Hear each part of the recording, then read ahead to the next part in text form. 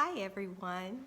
So today I'm going to be doing the soil analysis for my yard. I'm gathering the soil and I'm going to send those off to a lab. I'm going to do it through Clemson Extension, and I'm going to talk a little bit about what's in my garden and what kind of issues I've dealt with, but mostly just to say it's very, very important to know what the soil in your garden is like, and what kind of issues might you have. So that being said, I'm going to show you some of the process of collecting and getting together the samples.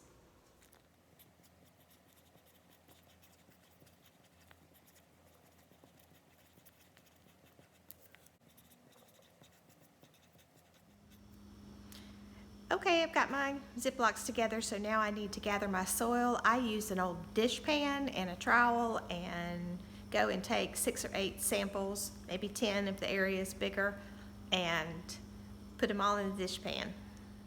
Okay, I've got my soil samples gathered. These are a little bit moist. I think I need to give it a day to dry out on that one. See how the clay is sticky? You want it to kind of be crumbly so you can mix it all together real well. But I'll let that one sit a day. That was for my lower entry.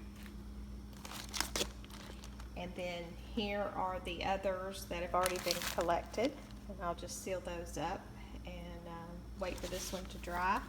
And then I'll seal it up and they'll be ready to mail. This is the soil analysis. And I will put a link below where you can just print this out. Of course, you fill in your name and all that kind of stuff. And then I wanted to show you soil code for our area. Middle part of South Carolina is going to be this 4, called the Piedmont area, which I thought we were more the Midlands, but evidently on the Clemson site we fall in the Piedmont, and more of a clay-based soil for sure. And also, this, you'll see that how I labeled them is by the area.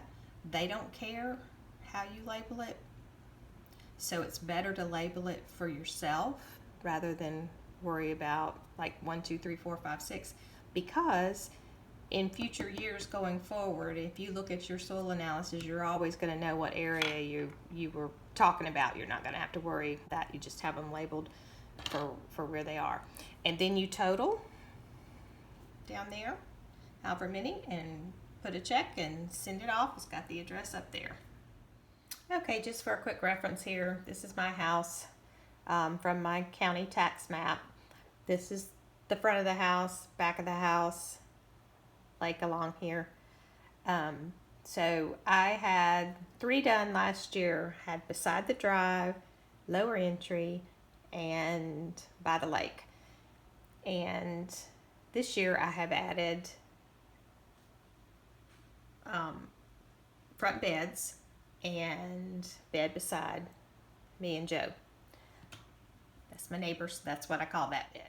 Now on my original test, I had drastically different. I had 7.5 pHs here, 5.8 pH here.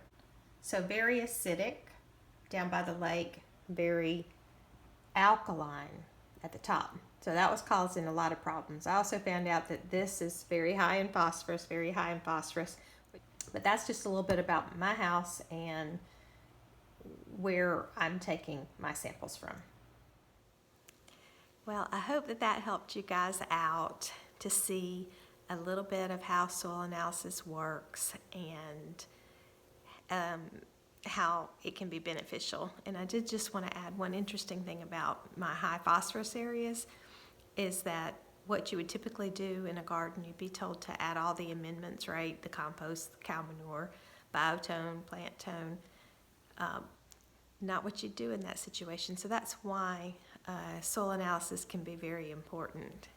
And that's a little bit about my garden and my property and what's going on with it. And I hope that it will help you find out what's going on with your property and your soil, and that you will go get a soil analysis.